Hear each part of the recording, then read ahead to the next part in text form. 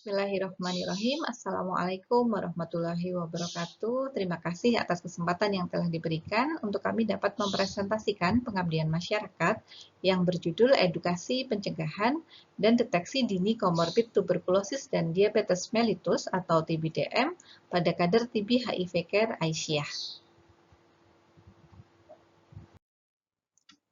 Tim pengabdi terdiri dari saya sendiri, Dr. Merita Arini MMR, dan Dr. Fitria Nurul Hidayah, MSc SPPD.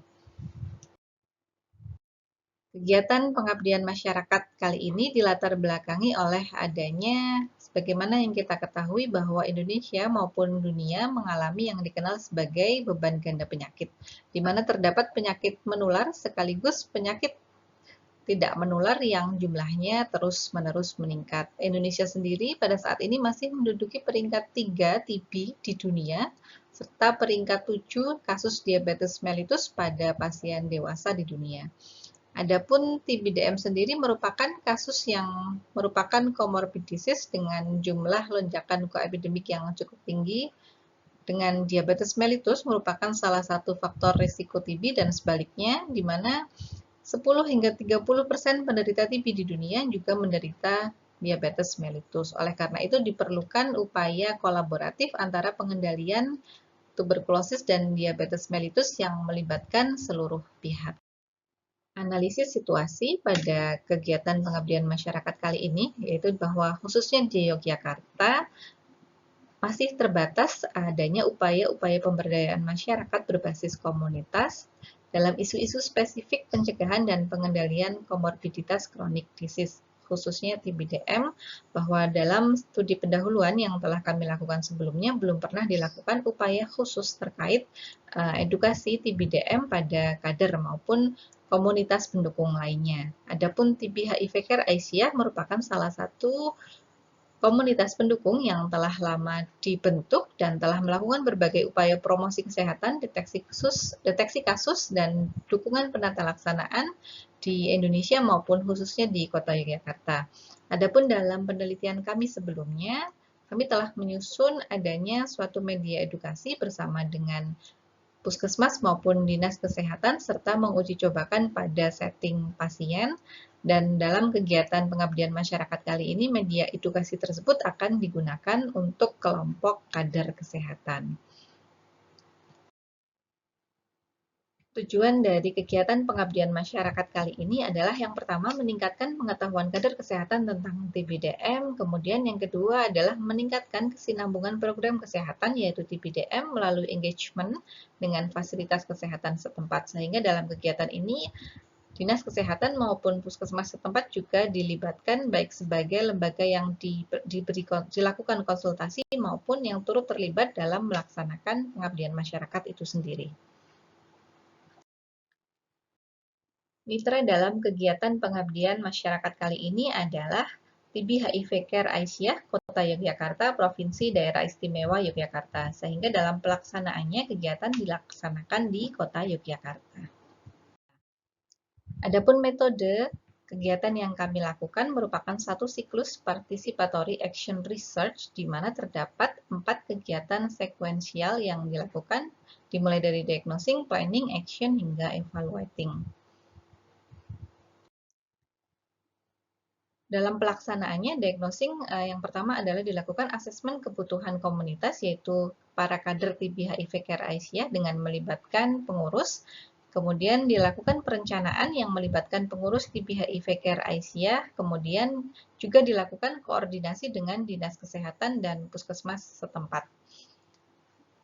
Tahap yang berikutnya yaitu action, dilaksanakan implementasi edukasi berupa upaya intervensi dengan metode kuasi eksperimen, non-kontrol, dan non-randomisasi.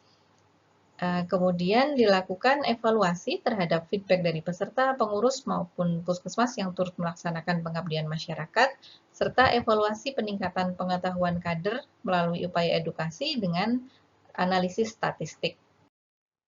Pelaksanaan sesi edukasi dilakukan dalam serangkaian acara, di mana sejak peserta akan memasuki ruangan pelatihan, sudah diterapkan protokol kesehatan yang meliputi pengecekan suhu, kewajiban mencuci tangan, serta pengaturan jarak posisi duduk, sesuai dengan protokol kesehatan yang telah ditetapkan. Kemudian dilakukan pretest, distribusi leaflet dan video, materi dan role play, tanya jawab, post-test, dan pembagian door prize.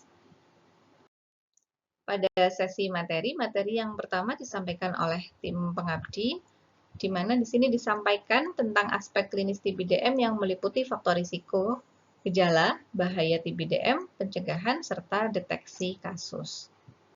Serta materi yang kedua diberikan oleh puskesmas, dokter puskesmas yang telah dilatih pada penelitian sebelumnya, yang meliputi materi tentang program TB-DM di puskesmas, komunikasi efektif sebagai suplemen, dan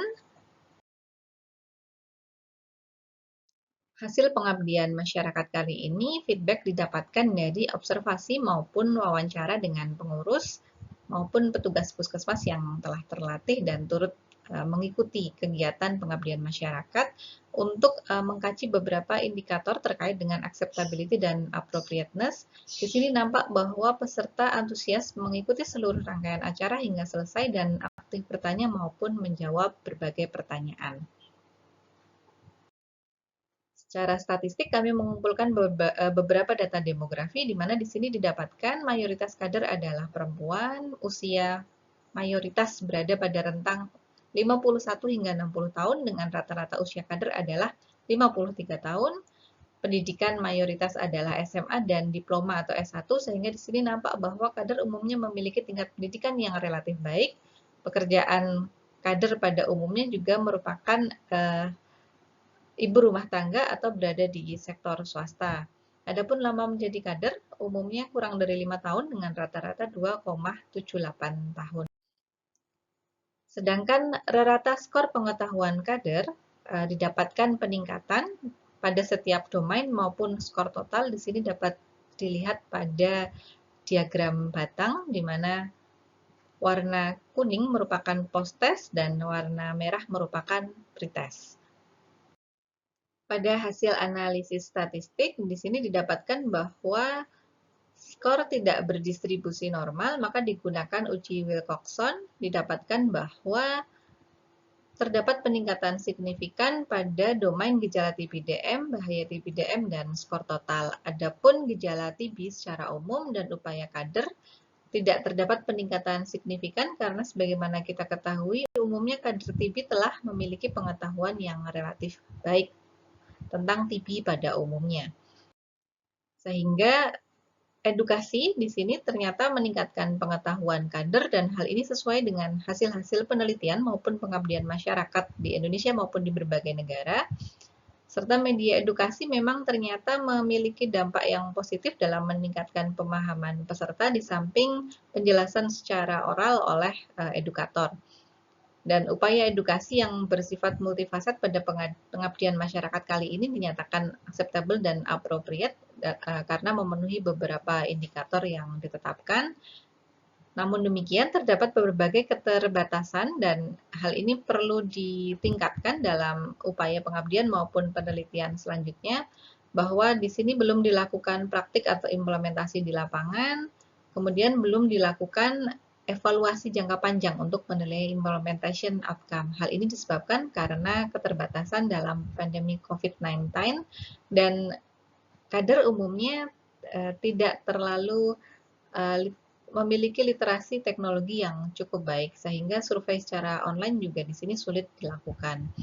Kemudian, edukasi kepada kader atau komunitas pendukung lainnya perlu dilakukan pada setting budaya yang lain, mengingat Indonesia memiliki diversitas budaya yang cukup tinggi. Kesimpulan pada kegiatan ini adalah bahwa kegiatan edukasi TB-DM dinyatakan acceptable dan appropriate untuk dilaksanakan.